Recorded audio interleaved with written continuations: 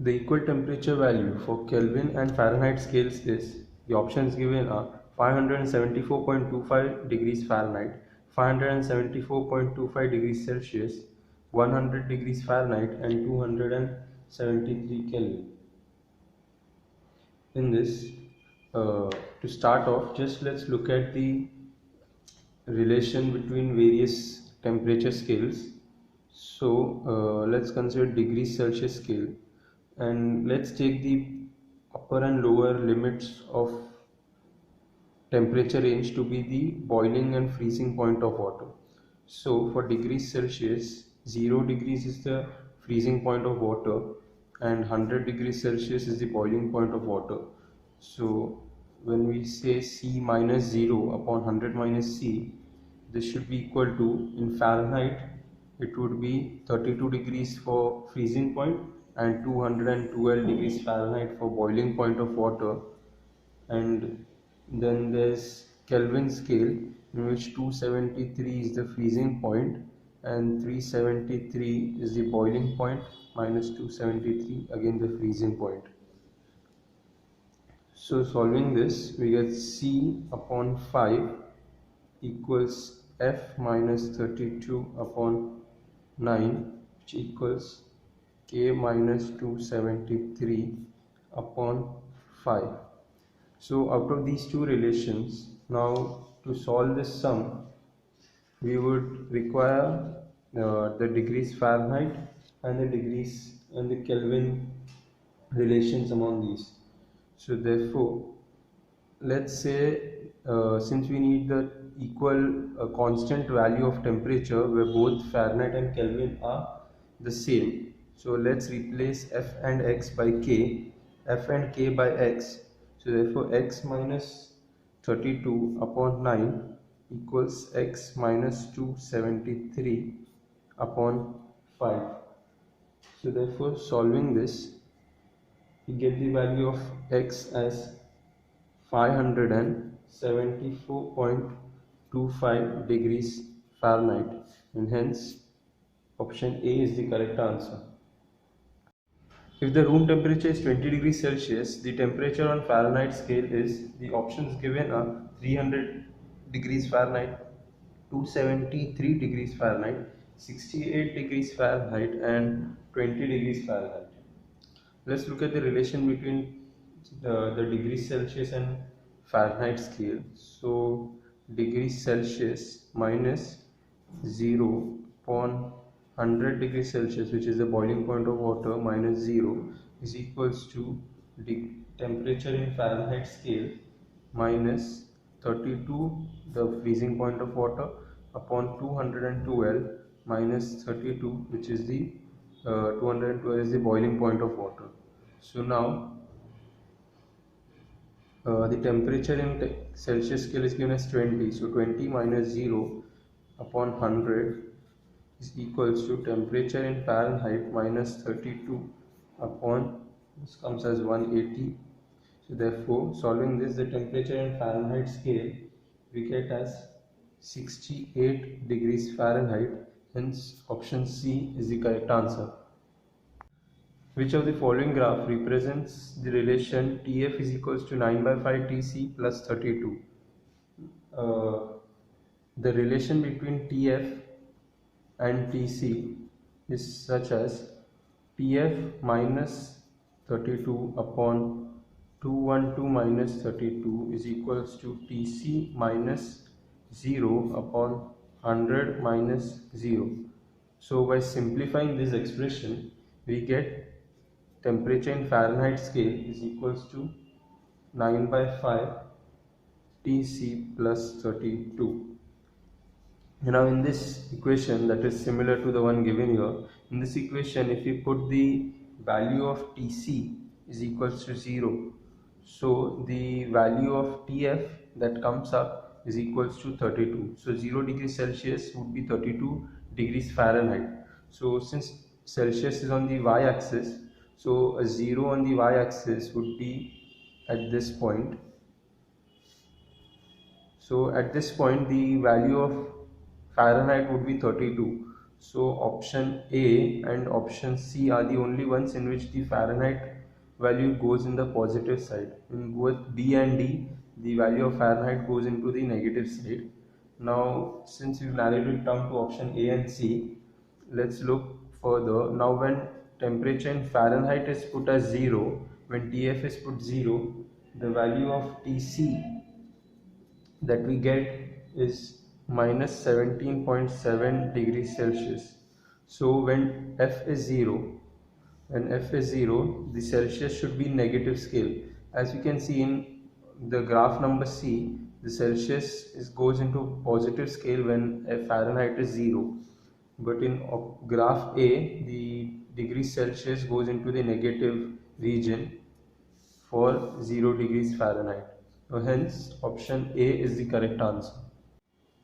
Iron sheet 50 cm cross 20 cm is heated through 100 degrees Celsius. If alpha is equals to 12 into 10 raised to minus 6 per degree Celsius, the change in area is, the options given are 2.4 cm square, 3.4 cm square, 4.2 cm square and 4.3 cm square.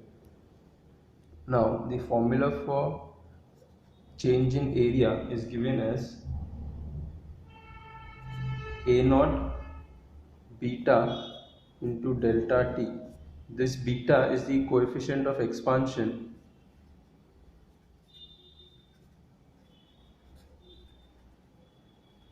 for an area. But however, instead of beta, the value provided is of that of alpha, and alpha is the coefficient of linear expansion.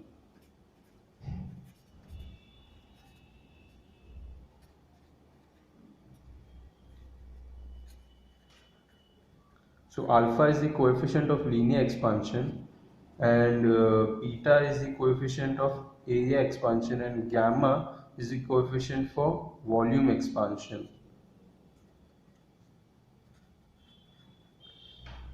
So relation between alpha, beta and gamma is alpha is equals to beta by 2, which equals gamma by 3. So now instead of beta they have given alpha, so beta is nothing but twice of alpha. So in this formula, the change in area delta A would be A0, that is the initial area, in times 2 alpha into delta T. So A naught is 50 cross 20 into 2 into alpha is 12 into 10 raised to minus 6 per degree Celsius into delta T is 100. So solving this expression, we get the value of delta A as 2.4 centimeters square. Hence option A is the correct answer.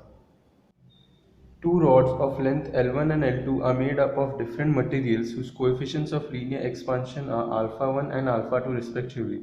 The difference between their lengths will be independent of temperature if T1 by T2 is equals to, the options given are alpha 1 upon alpha 2, alpha 1 upon alpha 2 root, alpha 2 upon alpha 1 and alpha 2 upon alpha 1 raised to half. Now the formula for change in length for linear expansion is delta L1 is equals to L1 times 1 plus alpha 1 into T1. This is for the first material, and for the second material delta L2 is equals to L2 times 1 plus alpha 2 into T2. This is for the second material. Let's take a ratio of these two materials. So therefore delta L1 upon delta L2 is equals to L1 times 1 plus alpha 1 T1 upon L2 times 1 plus alpha 2 T2. Now since they have asked that at what the difference between the lengths should be independent of temperature, so in this expression this part has got the temperature in it. It's got the temperature in it, the expression for temperature. So basically if this part is eliminated, so then delta L1 upon delta L2 would be equal to L1 upon L2, and they would be independent of temperature. So what we need to do is we need to eliminate this part, So in order to eliminate this part, we can cancel it, but they would cancel out only if the values of 1 plus alpha 1 t1 equals to 1 plus alpha 1 t2, alpha 2 t2. So therefore, let's equate it. So 1 plus alpha 1 t1 is equals to 1 plus alpha 2 t2. When this condition is satisfied, then these terms get cancelled out and delta L1 by delta L2 equals L1 by L2.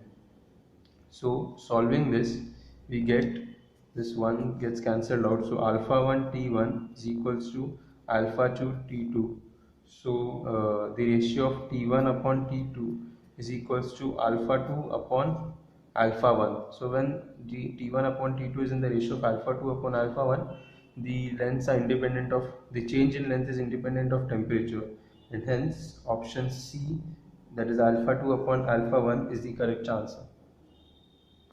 The radius of a metal sphere at room temperature T is r and the coefficient of linear expansion of metal is alpha. The sphere heated a little by temperature delta T so that its new temperature is T plus delta T.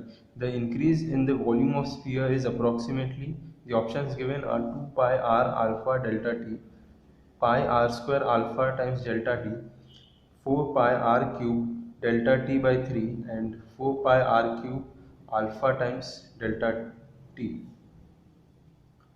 So in this, let's look at the relation between linear surface and volume coefficients of expansion. So alpha is equals to beta by 2, which is equals to gamma by 3. So from this relation you can see that gamma is equals to 3 times alpha, that is coefficient of volume expansion is 3 times that of surface linear expansion.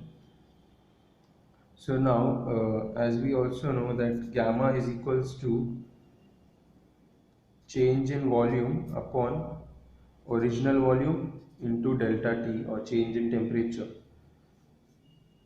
So therefore, the change in volume delta V is equals to gamma times original volume into delta T. Now, gamma is replaced by 3 alpha, so 3 alpha delta T and the original volume. So that is 3 alpha delta T, and original volume of the sphere would be 4 upon 3 pi r cube.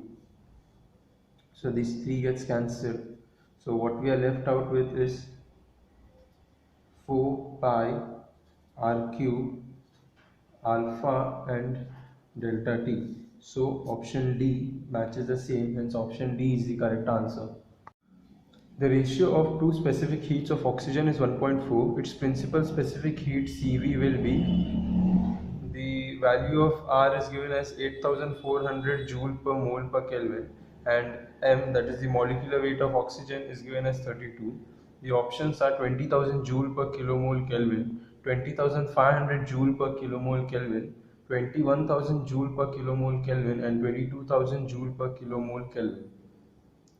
Now, as we know, the formula or the value of Cv is equals to R upon gamma minus 1, and what has been given is that the ratio of the specific heats, so that is Cp upon Cv, is given as 1.4, but we also know that Cp upon Cv is nothing but gamma, so therefore gamma is equals to 1.4. So the value of Cv is equals to R upon gamma minus 1, so which is R upon 1.4 minus 1. So therefore Cv is equals to R upon 0.4. Substituting the value of R is 8400 upon 0.4. This comes out as 21,000 joule per kilomole Kelvin. Hence, option C is the correct answer. 2 kg water at 60 degrees Celsius is mixed with 1 kg of water at 30 degrees Celsius kept in a vessel of heat capacity 200 joule per Kelvin. The specific heat of water is 4200 joule per kg Kelvin. Final temperature is nearly, the options given are 55 degrees Celsius, 50 degrees Celsius, 45 degrees Celsius and 35 degrees Celsius. Now, in mixing problems as such, we need to note that heat lost equals to the heat gain. So therefore, let's visualize the setup. This is a vessel and there's water of 1 kg kept in it, and the temperature of this water is 30 degrees Celsius. Also, since we have been given the heat capacity of the vessel, so this vessel also is initially at the temperature of 30 degrees Celsius. Into this, water is mixed, 2 kg of extra water is mixed, which has a heat of 60 degrees Celsius. So now, initially the temperature was 30 degrees Celsius, onto which a 60 degrees Celsius water is poured. So the final temperature would be that between 60 and 30 degrees Celsius. So it would be somewhere in this range. So let us assume that the final temperature is the final temperature is T. So therefore, heat lost, the formula for heat lost or gained is Q is equal to mc delta T. So for heat lost, heat is lost by the 2 kg water. So M, that is 2 kg, C is given as 4200 joule per kg Kelvin, mc, and delta T is 60 minus the final temperature T is equals to heat gained. Now heat is gained by the 1 kg water as well as the vessel. So for the 1 kg water, heat gain would be Q is equals to M, that is 1 kg, C is again 4200, and delta T would be now T minus 30 degrees, plus the heat gained by the vessel is simply C delta T. So that is C is given as 200 joule per Kelvin times the heat would be T minus 30 again.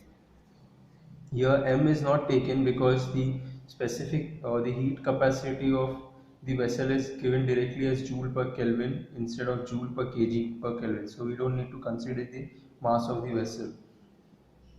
So solving this, we get 8400 times 60 minus T is equals to, taking T minus 30 as common, we get 4200 plus 200.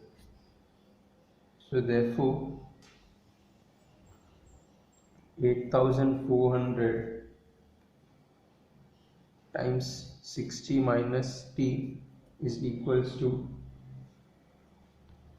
T minus 30 into 4400. So solving this further, we get 1.9 times 60 minus T is equals to T minus 30. So therefore 114 minus 1.9 T is equals to T minus 30. So therefore 144, when we get this 30 on this side, so 144 is equals to 2.9 times T. So T, when we solve, is around approximately, this comes to 49.65 something. So T can be approximated to be 50 degrees Celsius. So final temperature is approximately 50 degrees Celsius. Hence option B is the correct answer. Heat required to convert 1 gram of ice at 0 degrees Celsius into steam at 100 degrees Celsius is, the options given are 100 calorie, 0.01 kilocalorie, 716 calories, and 1 kilocalorie. Now let's look at the temperature, energy, or the heat graph for any general substance. So starting from the freezing point, so the graph is somewhat like this. So this is the solid state, this is the liquid state, and this at the end point is the gaseous state. So when a material is solid, as soon as we heat, it doesn't go into the liquid phase. First it takes up some heat and still remains a solid. That is known as the enthalpy of vaporization, or solid enthalpy, and then it heats up. It gets phase changed over here and heats up and converts into a liquid. And at this point, this point is known as the boiling point, of the liquid, and this is the freezing point. So this is the enthalpy of freezing. This is over here is the boiling point, and hence after boiling it still takes some heat without rise in temperature, and that is called the enthalpy of vaporization. So therefore, in this sum, similarly, we need the enthalpy. So the total heat that substance takes up is nothing but enthalpy of freezing. So enthalpy of freezing plus the energy that it takes, mc delta T, plus again enthalpy of evaporation, so enthalpy to form into steam in this case. So therefore enthalpy of ice is 80, and that would be needed over here, and C is taken as 1, C for ice is taken as 1, and as you know, the ice or the water boils between 0 and 100 degrees Celsius, so delta T would be 100, and the enthalpy of to form steam from water is 536 calories. So therefore, substituting these values, we get 80 plus mc delta T. M is given as 1 gram, so 1 into C is again 1 into delta T, that is 100, plus 536. The value of this comes out as 716 calories. Hence option C is the correct answer. 60 gram of ice at 0 degrees Celsius is mixed with 60 gram of steam at 100 degrees Celsius. At thermal equilibrium, the mixture contains the latent heat of steam and ice are 540 calories per gram and 80 calories per gram respectively. Specific heat of water is 1 calorie per gram per degree Celsius. And then the options given are 80 grams of water and 40 grams of steam at 100 degrees Celsius, 120 gram of water at 90 degrees Celsius, 120 grams of water at 100 degrees Celsius, and 40 grams of steam at 80, and 80 grams of water at 0 degrees Celsius. Now let's just calculate the amount of heats required. So basically there's 60 gram of ice and 60 gram of steam. So when both are mixed, the ice would try to get converted into water and then boil away, whereas the steam would try to condense into water. So let's look at first the ice. So heat required to melt the ice would be nothing but the mass of ice into the latent heat of ice. So that is 60 grams into the latent heat of ice is given as 80 calories per gram. So into 80, so that is 4800 calories of heat would be required to melt the ice into water. Now, not just melting, the ice would try to get heated up, or the water would try to get heated up to the boiling point. So heat required to change the temperature. So heat required to change water from 0 degrees to 100 degrees Celsius. So that is nothing but Q is equals to mc delta theta, so that is 60 grams, and specific heat of water is given as 1 calorie, and 100 grams is 100 degrees Celsius is delta T, so delta is 100, so that is 6000 calories. So therefore the total heat required for ice to get converted up to the boiling point is equal to 10,800 calories.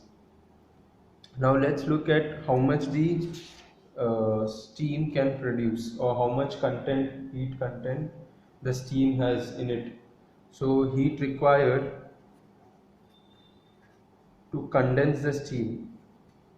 So just in order to condense the steam into water at 100 degrees Celsius itself, so heat required to condense would be Q2, which is equals to mass of steam into the latent heat of steam. So that is 60 into 540, which is 32,400 calories. As we can see, Q2 is greater than this total heat, which let's consider as Q1. So Q2 is greater than Q1. So therefore the entirety of 60 gram of ice or 60 gram of steam, so entire 60 gram steam is not condensed into water, so therefore the mixture of the, or the temperature of the mixture would still remain 100 degrees Celsius, because there is still steam left in it, because the amount of heat that is absorbed by the steam is 10,008, amount of heat absorbed by the ice is 10,800, whereas amount of heat that is available with the steam is 32,400. So still there is a deficit, and hence entire steam is not converted into water, and due to the presence of the steam, the mixture still remains at 100 degrees Celsius. But now the amount Q1 amount of heat condenses some gram, let's say m grams of steam. So the Q1 amount is absorbed by ice, and some amount m grams of steam is converted into water. So the value of m would be Q1 upon the specific or latent heat of steam. So 10,800 upon 540, so that comes out to be 20 grams. So hence out of 60 grams of steam, 20 grams of steam is converted into water. So there is remaining of 40 grams of steam. So 40 grams of steam is remained, and the temperature of the mixture is 100 degrees Celsius. Now the entire mixture, so the entire mixture now has 40 grams of steam, 20 grams of water, 20 grams of water, and the previous 60 grams of ice, which is now converted into water. So that becomes 40 grams steam plus 80 grams of water. So let's look at the options. So the option says, option number A says 80 grams of water and 40 grams of steam at 100 degrees Celsius. Hence option A is correct. 10 grams of ice cubes at 0 degrees Celsius are released into a tumbler, water equivalent 55 grams at 40 degrees Celsius. Assuming that negligible heat is taken from the surrounding, the temperature of water in the tumbler becomes nearly, the options given are 31 degrees Celsius, 22 degrees Celsius, 19 degrees Celsius and 15 degrees Celsius. So now, heat taken by the ice is equals to the heat given by the water.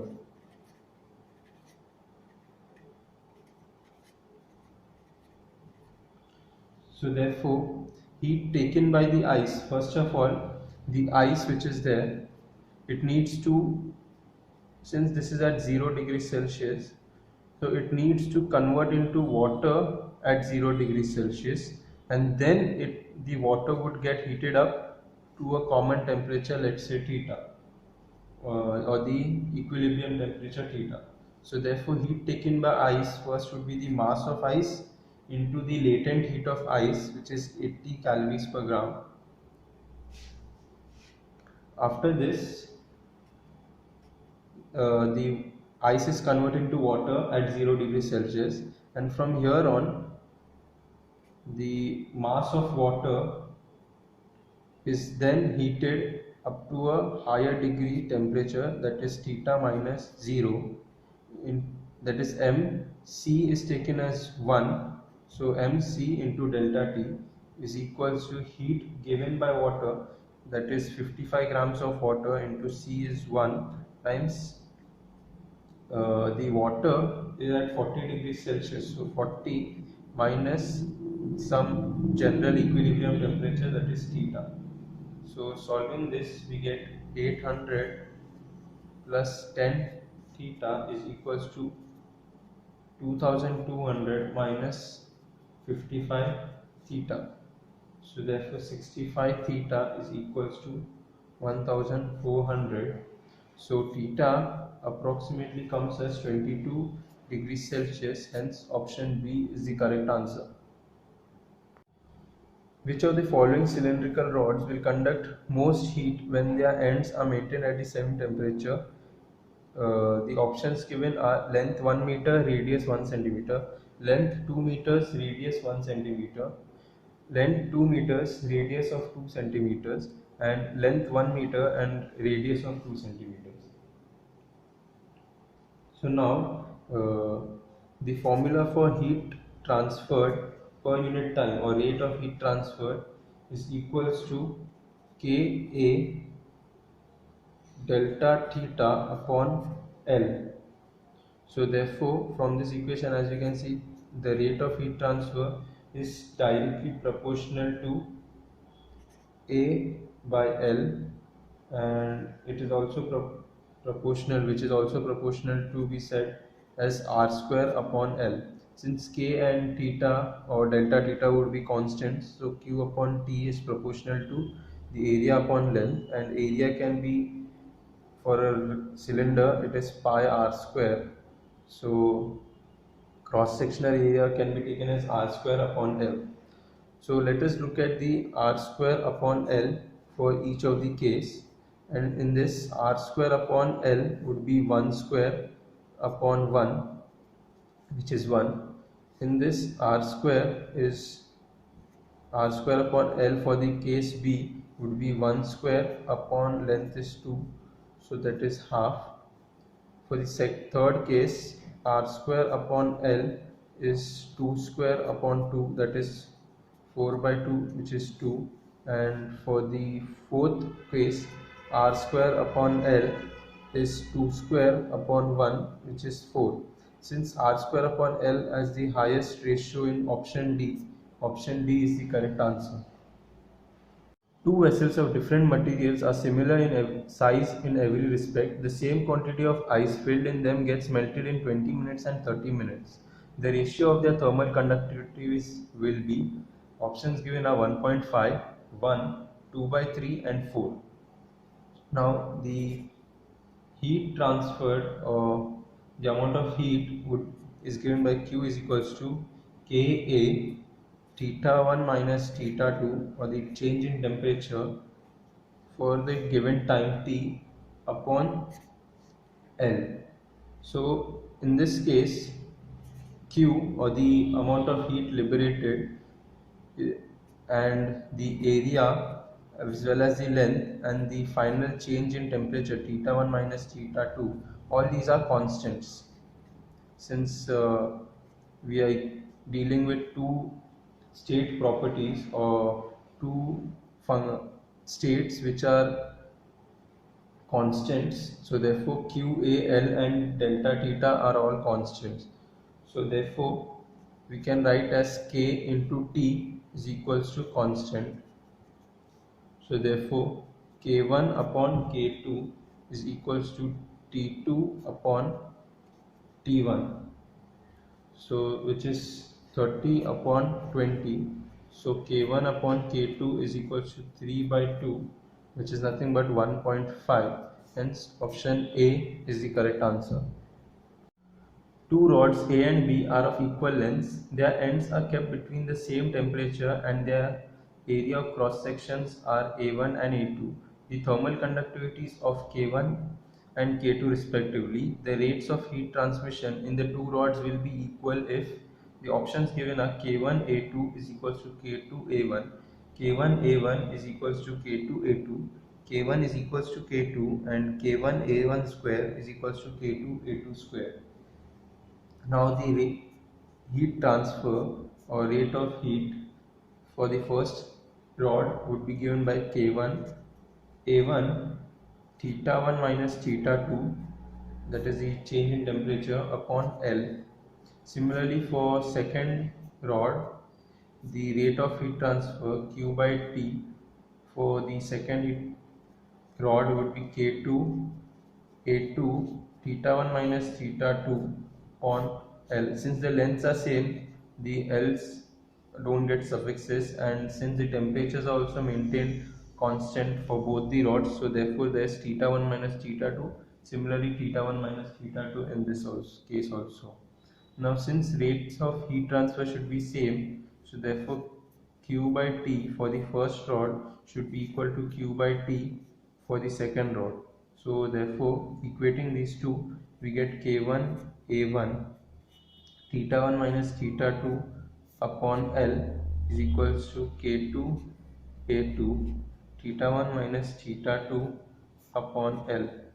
So these L's gets cancelled out and change in temperature gets cancelled out. Therefore K1 A1 is equals to K2 A2. Hence option B is the correct answer. Wires A and B have identical lengths and have circular cross sections.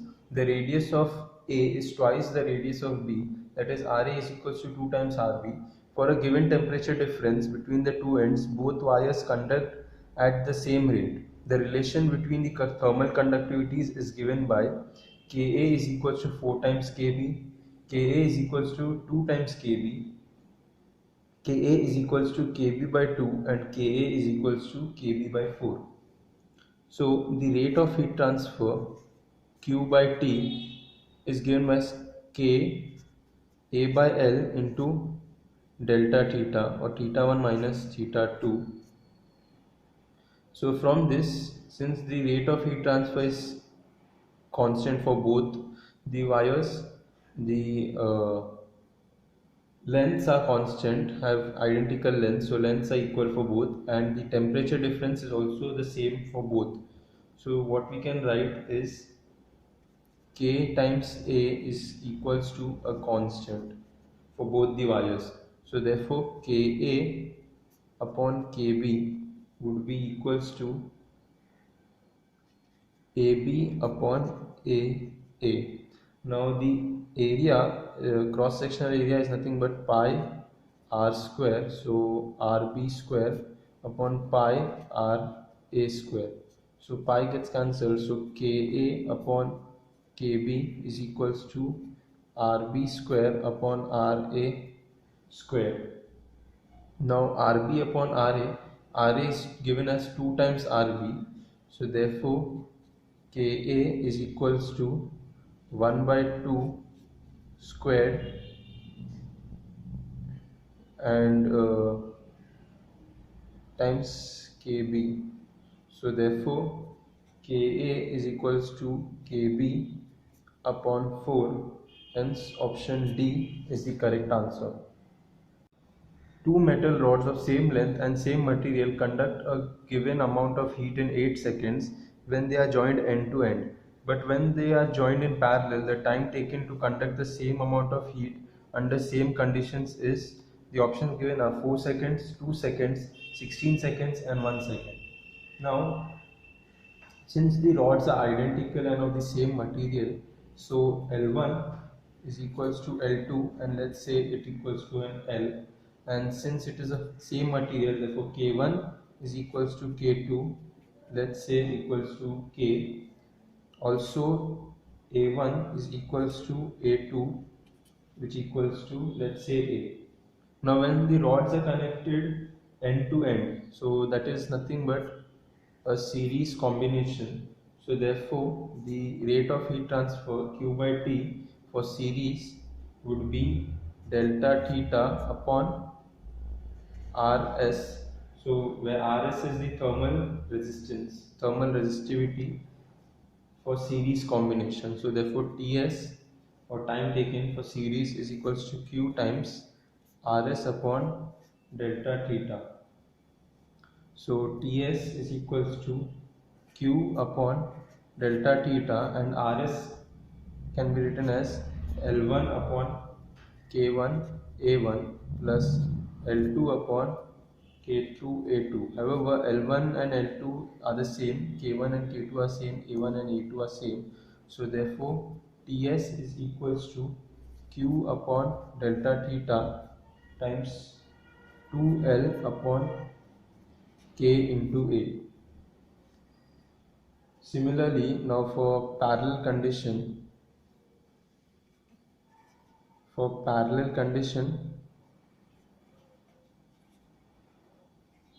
we get parallel time is equals to Q R in parallel upon delta theta.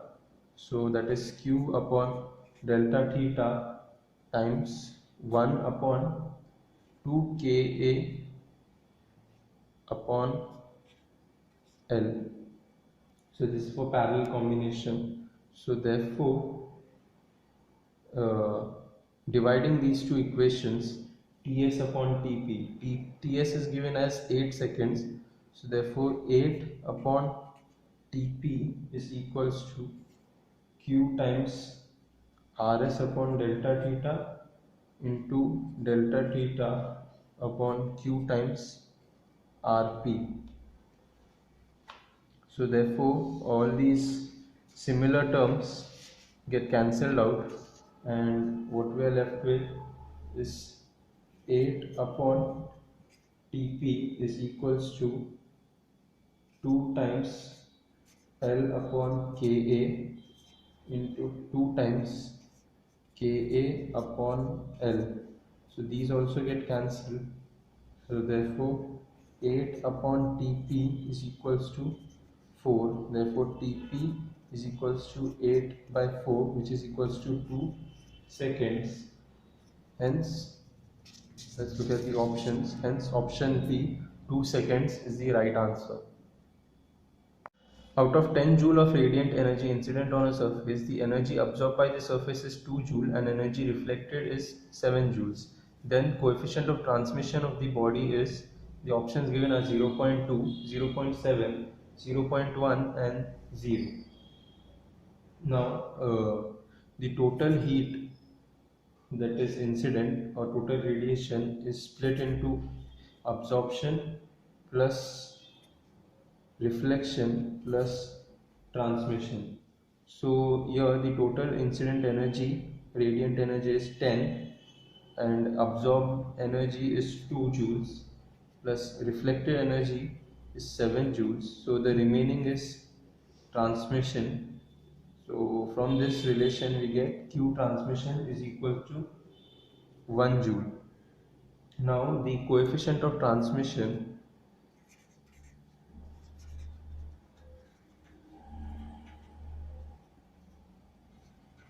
so the coefficient of transmission is given as T is equals to amount of heat transmitted upon the total amount of heat.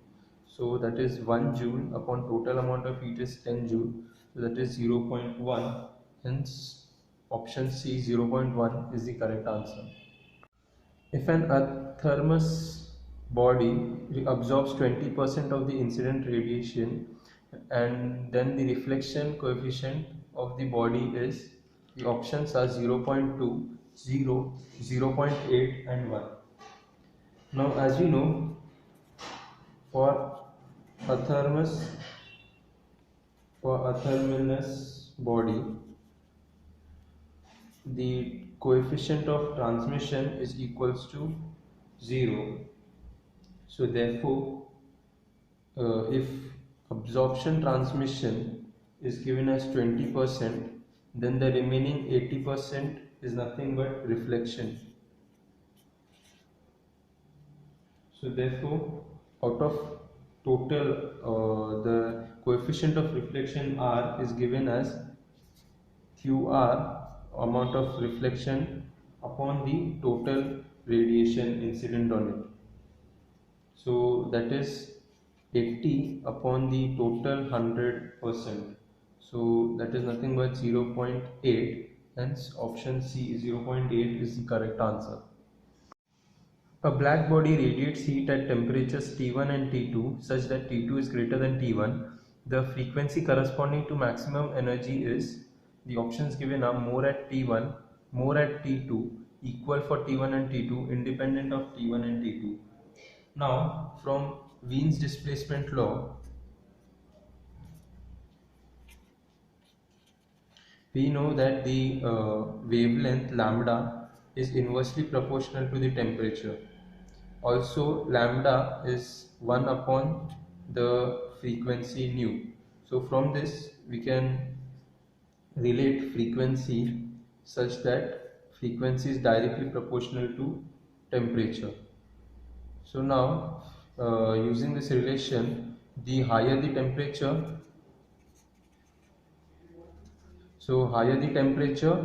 higher would be the frequency of radiation.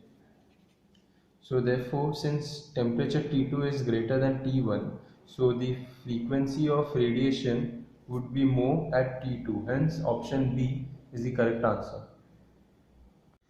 The maximum energy in thermal radiations from a hot source occurs at a wavelength of 11 into 10 raised to minus 5 centimeter. According to Wien's law, the temperature of the source on Kelvin scale will be n times the temperature on another source on Kelvin scale. For which of the following wavelength at maximum energy is 5.5 into 10 raised to minus 5 centimeter? The value of n is, the options given are 2, 4, half and 1. Now, according to Wien's law, the lambda or the wavelength is inversely proportional to the temperature. So therefore, lambda 1 upon lambda 2 is equals to T2 upon T1. But as we have been given, T2 is equals to n times of T1. So therefore, 5.5 into 10 raised to 5, which is lambda 1, this is lambda 2, so lambda 1 is given as 11 into 10 raised to minus 5 is equals to, so since this was lambda 2 and this was lambda 1, so T1 is 1 and T2 is n times of T1. So this T1 gets cancelled. So therefore,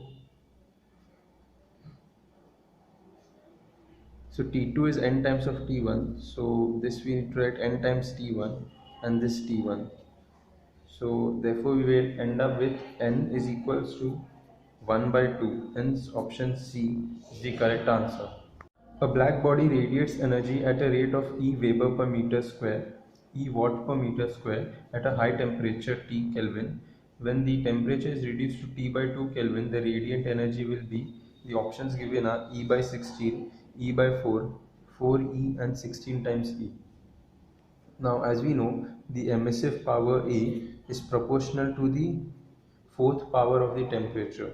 So therefore E1 upon T2 is equals to T1 raised to 4 upon T2 raised to 4. However, T2 is given as T1 upon 2, or half the temperature. So therefore, E1 upon E2 would become T1 raised to 4 upon T1 by 2 raised to 4.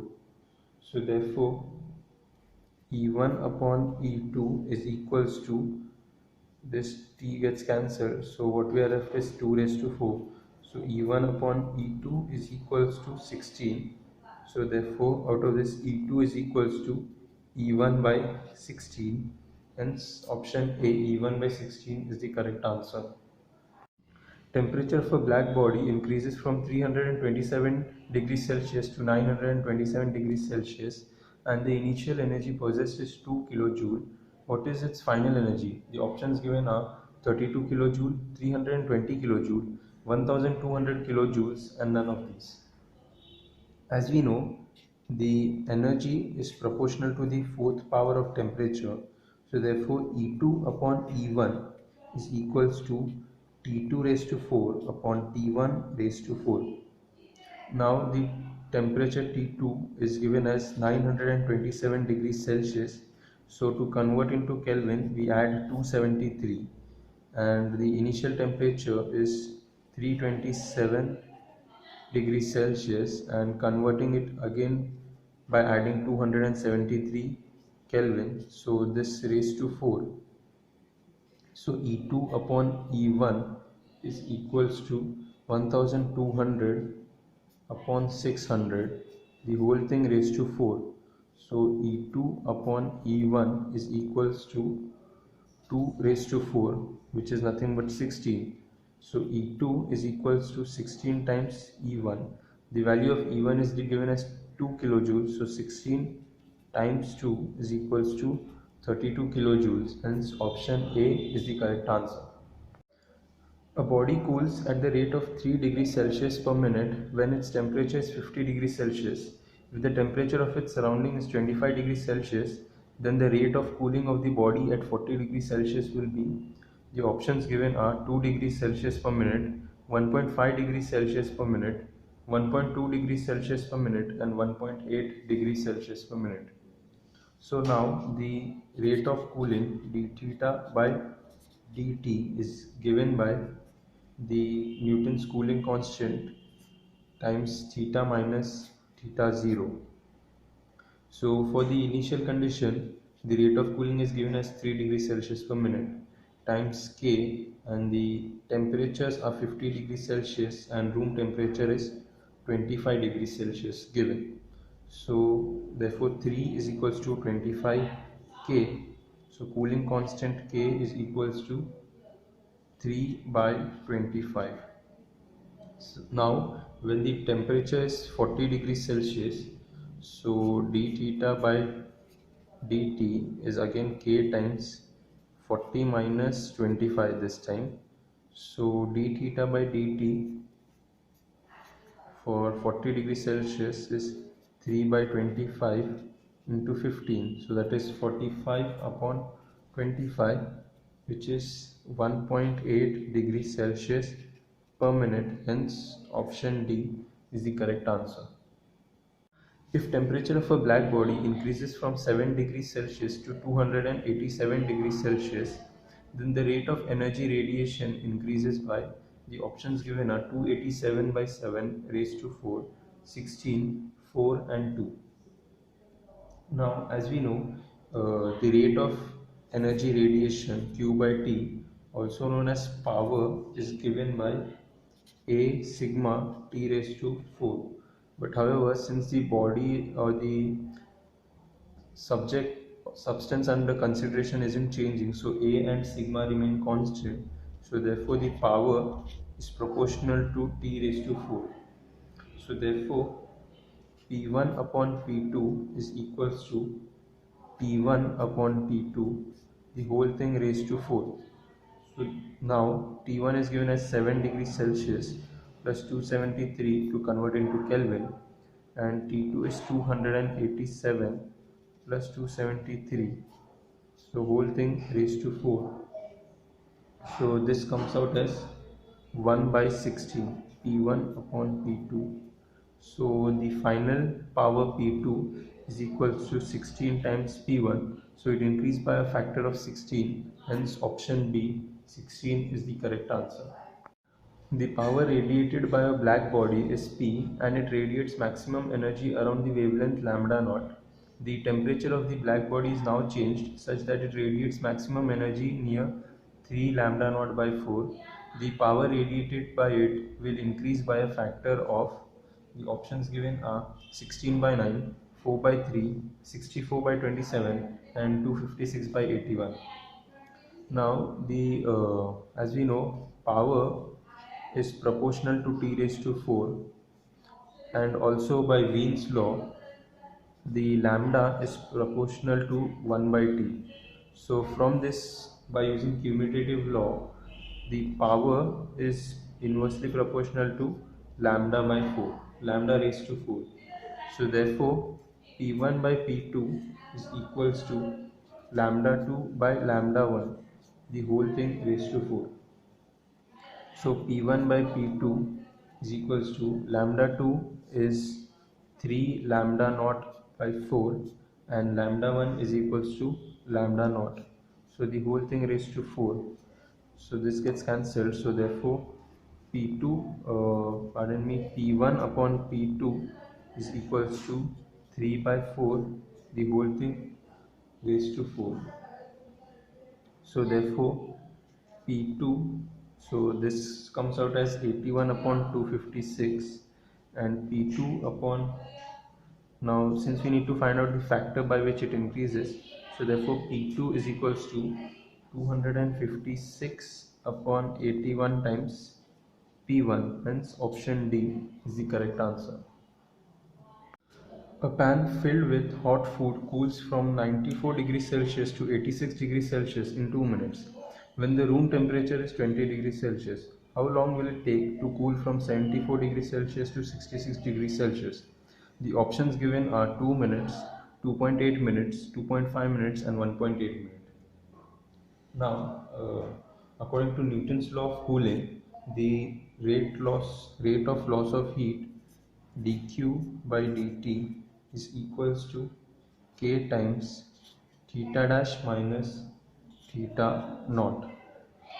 So according to this, in this dq by dt is the rate of loss of heat, k is the Newton's cooling constant, theta dash is the average temperature up to which it is cooled, and theta naught is the room temperature.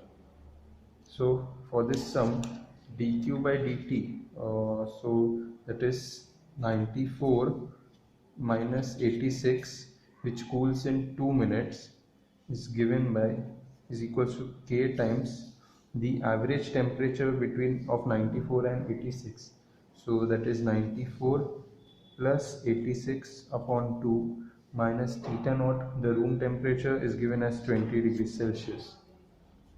So from this, solving this, we get the value of k as 4 by 70. So for the second case, 74 minus 66, from 74 to 66 degrees Celsius, which let it cool in time say t, is equals to 4 by 70. Now the average of 74 and 66, so 74 plus 66 upon 2 minus 20. So therefore 8 upon t is equals to 4 by 70 into 70 minus 20. So solving this, we get the value of t is equals to 2.8 minutes, hence option B is the correct answer. When the temperature of a rod increases from T to T plus delta T, the moment of inertia of the rod increases from I to I plus delta I. If the coefficient of linear expansion of the rod is alpha, then the ratio of delta I by I is, the options given are delta T by T, 2 times delta T upon T, alpha times delta T and 2 alpha delta T. As we know, the moment of I, inertia I, is proportional to r square. Let's take a differentiation. So delta I with respect to I is equals to, the r square can be differentiated as 2 times delta r upon r.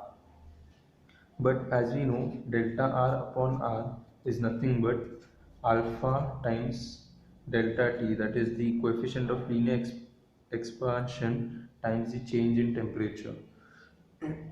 So substituting instead of delta R by R as alpha times delta T, so therefore delta I upon I is equals to 2 times alpha into delta T. So option number D, 2 alpha delta T is the correct answer.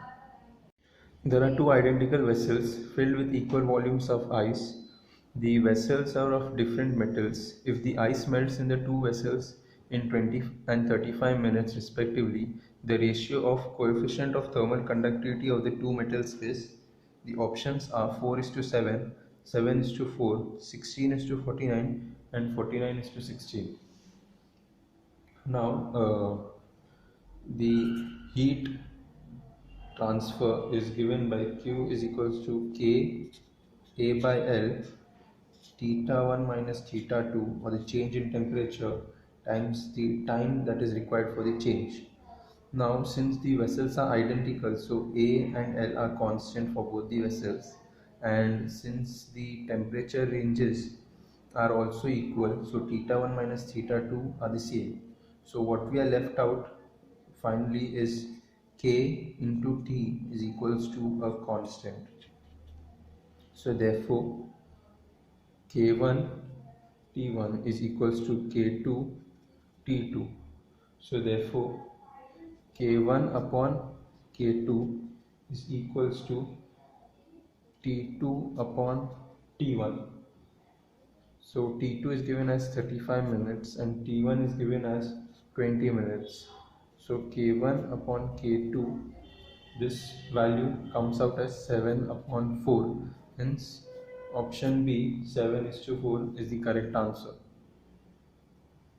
A perfect black body emits radiation at temperature 400 Kelvin. If it is to radiate 16 times this power, its temperature will be, the options given are 800 Kelvin, 1200 Kelvin, 1600 Kelvin and 6400 Kelvin. Now the power, emissive power, is proportional to the fourth power of temperature. So therefore E1 upon E2 is equals to T1 raised to 4 upon T2 raised to 4. So the final temperature T2 raised to 4 is nothing but T1 E1 upon E2 times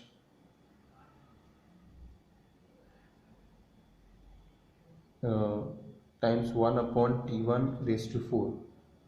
So we can also write it as T2 raised to 4 is equals to E2 upon E1 times T1 raised to 4. Now E2 upon E1, since they have said 16 times, so 16 times T1 raised to 4. So T2 raised to 4 should be 16 times T1 raised to 4. Taking the fourth root on both sides, we get T2 is equals to 2 times T1, and T1 is given as 400 Kelvin. So 2 times 400 Kelvin should be equal to 800 Kelvin. Hence option A, 800 Kelvin is the correct answer.